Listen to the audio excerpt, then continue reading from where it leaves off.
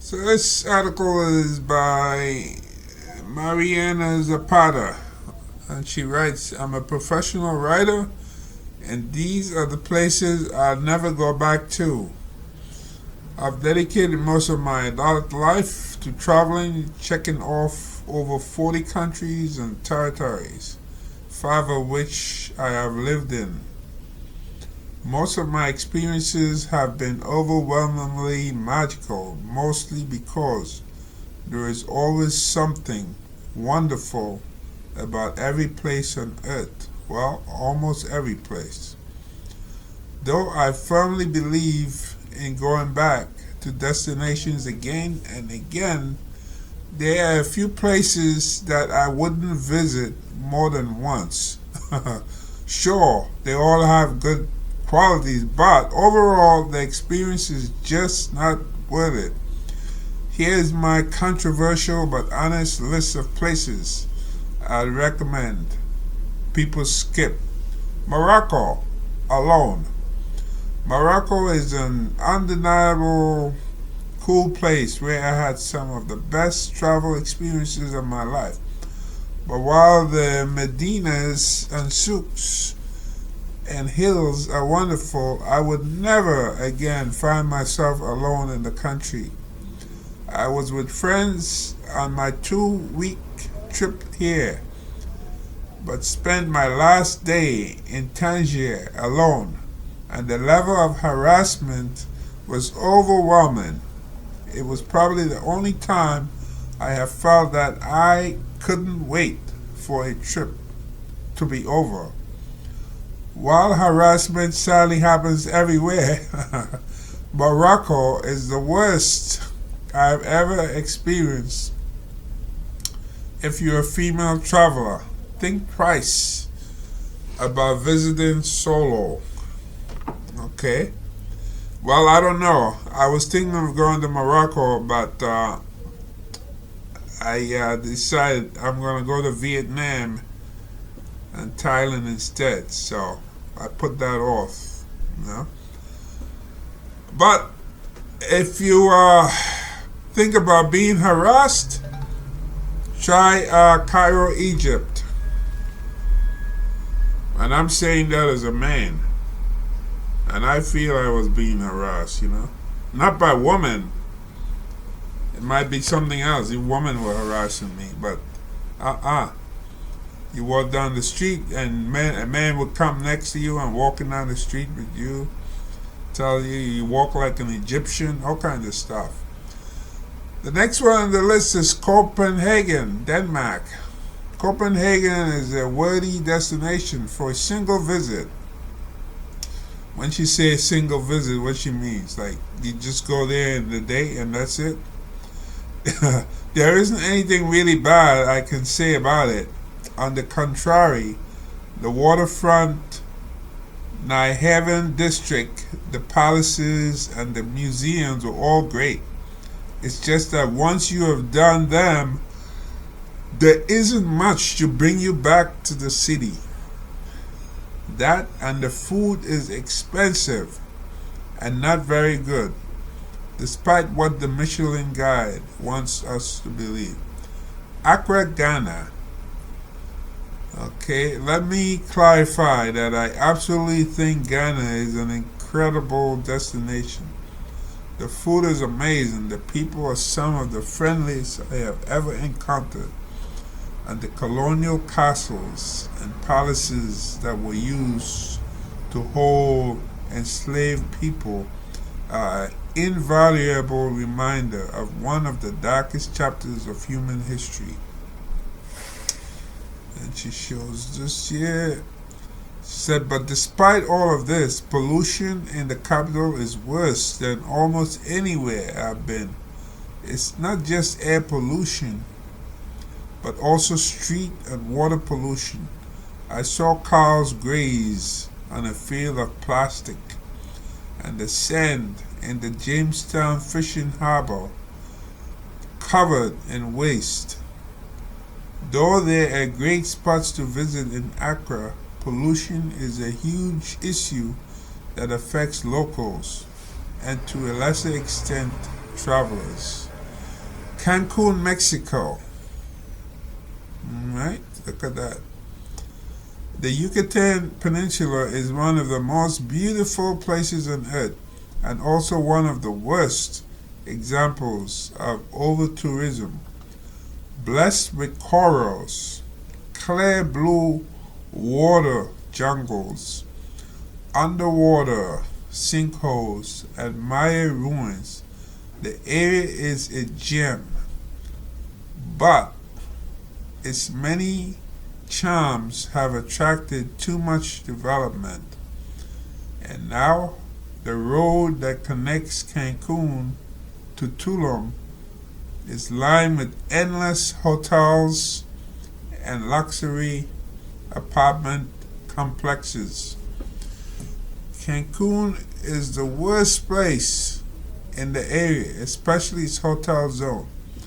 I would recommend everyone visit Yucatan, but stay as far away from Cancun, Playa del Carmen, and Tulum as possible. Spain. Now let's see what she has to say about Spain, because I've been to Spain many years ago, 1991 to be exact. So I was young. And as a young man traveling through Spain, I didn't really have a problem, especially with the woman. And then I studied Spanish in high school, so I still remember some of my Spanish. So that helped me, you know. Anyway, let's read what she has to say. Spain is, in my opinion, one of the most beautiful places on earth. The landscapes are breathtaking. The food is delicious. The wine is cheap. The museums are world class, and the architecture unique. Well, you know what? When I went to Spain, it was on an overnight train where I slept on the train. I had a sleeping car, and okay, so the guy in the train, you know, the guy that goes around, what have you, he told me he had to collect my passport. And he said that when we reach the border with France and Spain, right, where you enter Spain, it's going to be like after midnight. And if I don't have your passport to present to immigration, they're going to come wake you up. So I need to have your passport.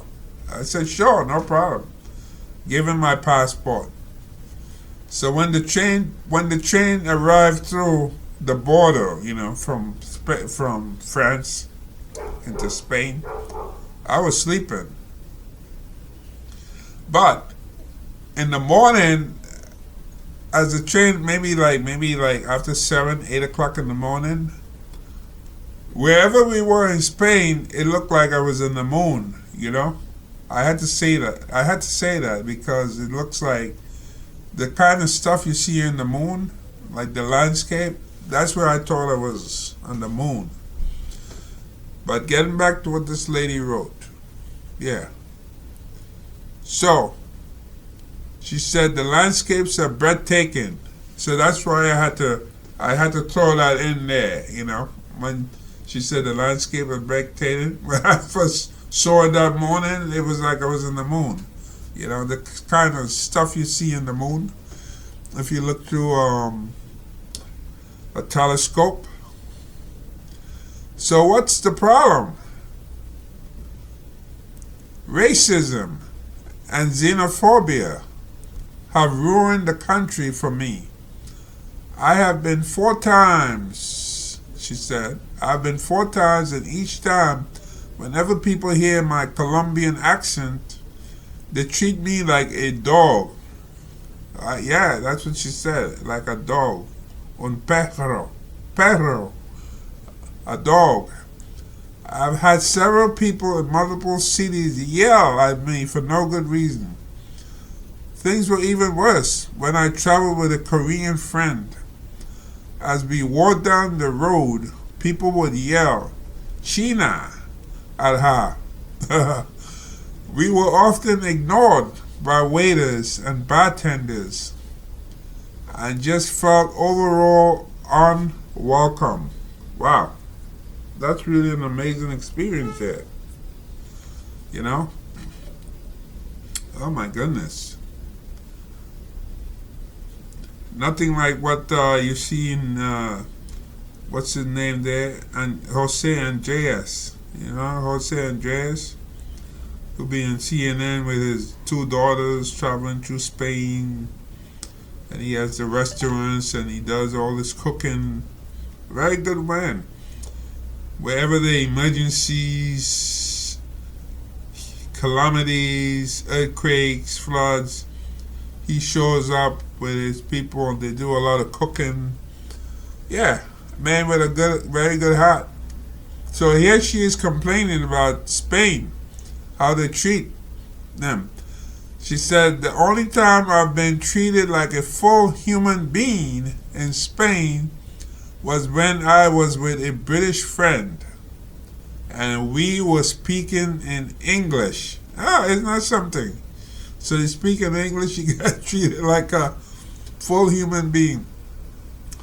That's when I decided I'll never go out of my way to visit this otherwise wonderful country again. Now let me just stop here because when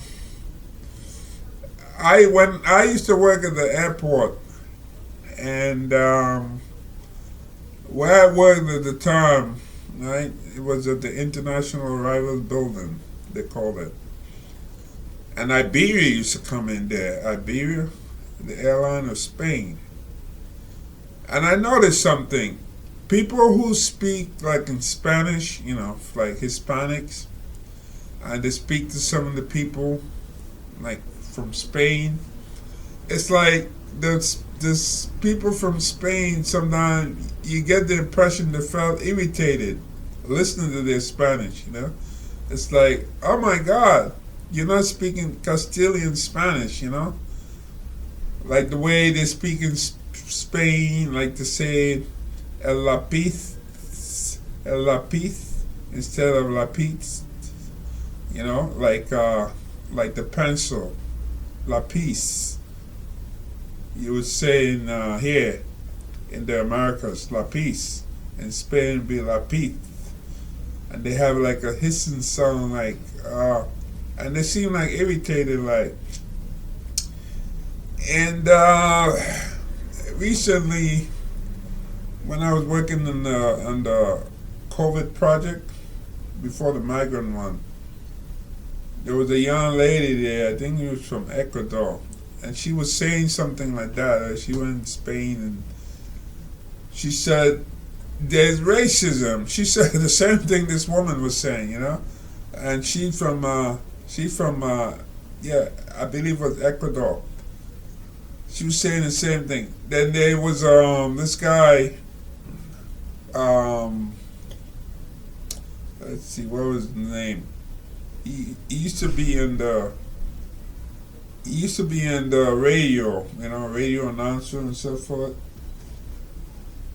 And he mentioned the same thing too, like in Spain, like when you go to Spain and you speak in Spanish, it's like they're irritated, it's like they treat you differently, like they come across as racist and so forth.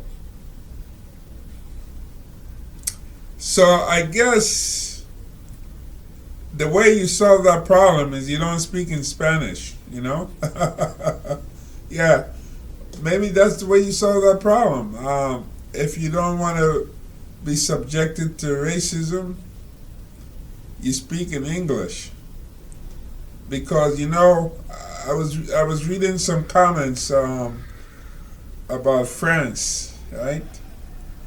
France, how like in French it's like they don't give a damn, you know. It's like people were complaining and so forth. And one French guy wrote that if you come to France, at least say something in French, even though most people may not understand anything, you know, to say. He said no. You know, speak to me, say something to me in French. And then the whole idea was that if you say something in French, and you don't pronounce the word correct, then they get off on you on a tangent. And I knew somebody like that I used to work with. He said he studied French in school, in high school. He went to France, he went to Paris, right? And he said, wow, I wanted to practice my French because I figured I knew French well. Yeah. Because usually when you just get out of school and you learn a language, you're very good at it. Like me, when I got out of school, studied Spanish, I was very good at it. Able to communicate. Even when I went to Spain, I was able to use my Spanish, and that was like many years after high school. I still was able to use my Spanish. And he said the French were like irritated. It was like, when you write on a blackboard and you scratch the chalk on a blackboard, that irritating sound, that's how it came across to the French. So there was a guy from Spain in there, right, under the video making comment, and he said, you know what? He said we don't really care about that. If they come to Spain and they don't know Spanish,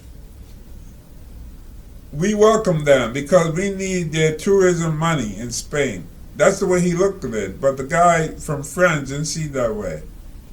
It's like, if you come here, learn some French, It's like, we don't give a damn about your tourism dollars. No. And I had brought up an issue with that where I said, I met a lady, an American lady, on the train. This was the train going out of France, going to Switzerland. And she told me she wanted to see the Eiffel Tower. And she asked people, she went into the train station where the clerk is. She asked, she put her hands up. And they look at her like she's crazy. And she's saying Eiffel Tower, this and that and so forth, and nothing. And sadly, she left France and never saw the Eiffel Tower. Mind you, the word tower is tall in French, right? And Eiffel is Eiffel, So if you're a French person and you encounter a tourist in Paris, right, who doesn't speak French, and they say Eiffel Tower, they put their hands up, the Eiffel Tower is very, very famous. So you're going to assume right away, this tourist is trying to get to the Eiffel Tower. That's what I would assume. Like people in New York would, people who I run into, tourists, they say like Liberty, Lady Liberty. Now I know they mean the Statue of Liberty. That's where they want to go, right?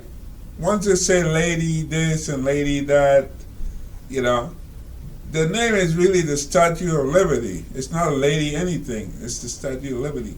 But even if they say lady this or lady Liberty, I know they're talking about the Statue of Liberty and I'll help them. But the French are very different. So it's like, if you don't have it exact, that's it, too bad. So the guy, the French guy said to me that, well, we're not here to help you.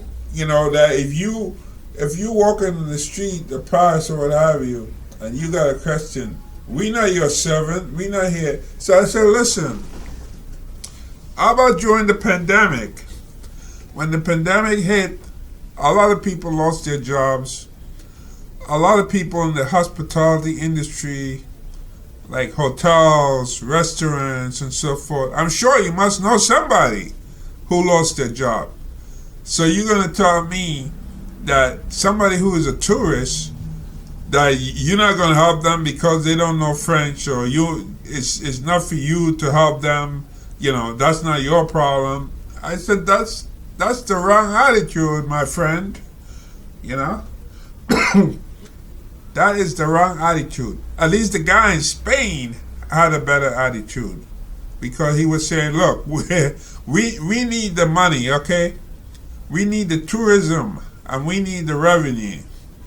And once you have tourists coming in, you're gonna have jobs because you're gonna have people who will be employed in the hotels, in the hospitality industry, like the restaurants and so forth, entertainment and so forth. But in France, it seems to be entirely lost on them. You know, that's how it works. But anyway, so this lady said the only time I've been treated like a full human being in Spain, and this is a woman who speaks Spanish, was when I was with a British friend and we were speaking in English. That's when I decided that I'll never go out of my way to visit this otherwise wonderful country again. Now, she moves on to Phuket, Thailand. Right? She calls it Phuket City, but it's Phuket, Thailand. I was in Phuket my first time in Thailand in 2004, so that was 20 years ago.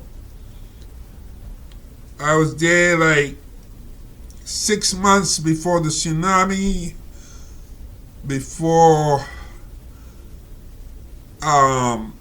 all that stuff that happened. You know, the great tsunami happened there, and it kind of like wiped out Phuket. Yep, I was there a few months before. Like I think it was like April, May. And it happened like the 26th of December 2004. That's when that tsunami hit. It was very, very devastating. Yep, all that water came in, killed a lot of people. So, when I went there, it was very different. I mean, yeah, you had lots of people and so forth, but not like it got really, really very, very popular now. So she said, Thailand and I just don't click too much. It's not the country and it's not me. We just don't vibe that well. But while Bangkok wasn't my favorite place on earth, I'll pick it over Phuket City anytime. I'm not talking about the entire island of Phuket, just the large city that my friends and I made the mistake of choosing as our base. Well, it's kind of expensive, you know, water and stuff like that. Better off to go to Chiang Mai, much more affordable. It's overdeveloped and crowded. As a result, all the public beaches are littered with plastic waste, and the private beaches that are cleaned often try to emulate the Miami Beach feel, which is not my thing. I did enjoy Koh Lanta, and there are many, many places in this large country that I didn't get to see in the 2 times I visited. Maybe the less touristy parts of the country are much better. Go there instead of Phuket. Notice that she calls Thailand this large country. I find that interesting, you know, that she refers to Thailand as a large country. Monaco. Okay. She said Monaco is the definition of gilded. Right? You remember from high school history, the Gilded Age in America in the 1800s, when you had the robber barons and all the people with the wealth. Those were the days before they had real estate taxes. And in those days, people built like big mansions. There was no tax, no real estate tax. So you can build a house as big as you want, a mansion. There used to be a series on cable TV called America's Mansions. Yeah. Because in those days, nobody, there was no real estate tax. You know, you have money, you buy a big house, you build a big house. You don't have to worry about real estate tax. So she said, except any gold you see here is definitely real. The city-state is all shine and no substance. Everything is beautiful and yet soulless. I guess what's happened when your entire personality is based on having a crap ton of money and no purpose in life except to spend it. If you're in Nice and want to do an easy day trip to kill the curiosity, go for it, but don't make a huge effort to come here. Well, yeah, I spent time in Nice years ago. I think it was the same year, 1991, and I did go over to Monaco. It's a rich, looking place, rich, really rich. And I do have a video somewhere else. I'm not gonna look for it and add to this, but I do have a video where I took, I think it was a Super 8 camera, those video cameras used back then. Not the huge, big one like you see, like the camcorder. Not big like that. Smaller, handheld one. But anyway, you can see the age. When you look at the video, you can tell that it's old. All right. So that's exactly what I did. I was in Nice, and I took the train, and I went over to Monaco, and I spent a few hours there, and I went back to Nice. Nice is really beautiful, right there by the beach and everything like that. And the hotel I was staying in was right there on the beach, right across from the beach. Now she has Dallas, Texas. Downtown Dallas is okay, I guess. There are bars, restaurants, and cool museums. But you could say the same about pretty much any other large city in the States. Outside of downtown Dallas is basically a giant Walmart parking lot where there's so much beige it'll make you nauseous. Yes, the BBQ is amazing. I guess barbecue, but you can get that anywhere in Texas. And she got Playa del Coco, Costa Rica.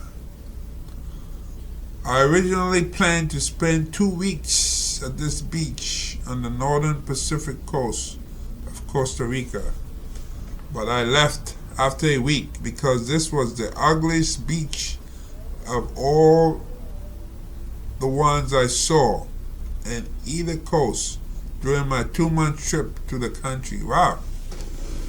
I was in Costa Rica, I think maybe 2 weeks. I was based in San Jose, and this was during the pandemic, so you really couldn't travel too far. Couldn't travel. But they do have a national rainforest there. You could go visit, where you see the slut hanging upside down. She said it was the only beach I saw that had trash. And since there are so many boats right off the shore, the water isn't very clean. To make matters worse, instead of the typical natural surroundings that Costa Rican beaches are known for, this one had a loud and rowdy promenade lined with bars.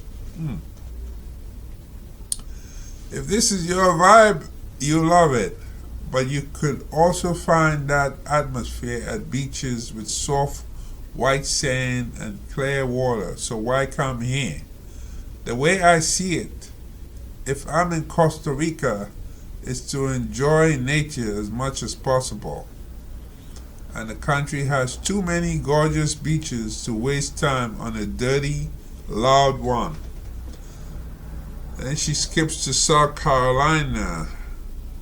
The last time I crossed the North Carolina-South Carolina border, I was greeted by a giant Confederate flag. That's a big enough reason to say nope to visiting the state ever again. Well, I'm sure you're going to see those flags all down in the southern states.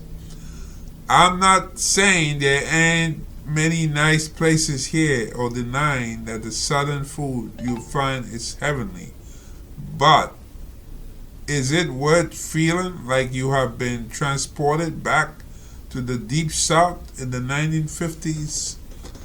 I don't think so. So that's her take, and some of the places that she'll never go back to, even though she did go back to Spain.